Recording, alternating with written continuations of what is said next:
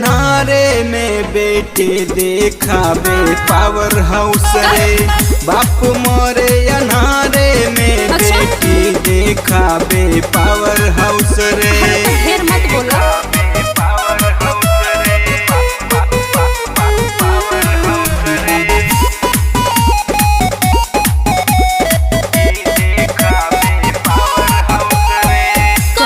पीछा पूरा होई ना इच्छा खर्चा ना संभराई हो। हमके संभारल हाथी के पालल घर दुआर बिक जहाई हो। अच्छा ई बात खाई के नून रोटी पहिरे के जामा बच के जानी तू कहा हो। बतोरा खटे नरेगा में जाके भाई खटेला तोरा ढाका हो।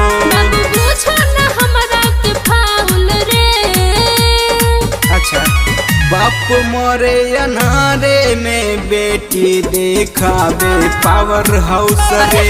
बाप मोरे अनारे में बेटी देखावे पावर हाउस रे।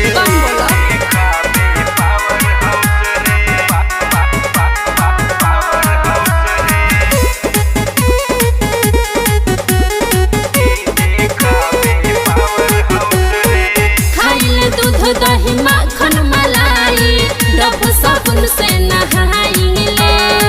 पहिरिले लहंगा महंगा ए बाबू महंगा सेंट लगाइले। बड़ा गमकता अरे तो गमकना पाथेलू गोबर नहरिया पजा के पियरी माटी से नहालू हो। जाने ले बूची हम तोहरो चरितर बनो न ढेर तू चालू हो। आशीष पूछा न मार्केट डाउन रे। बाप मोरे अनारे में बेटी देखावे पावर हाउस रे। बाप मोरे अनारे में बेटी देखावे पावर हाउस रे। अपन काम करो।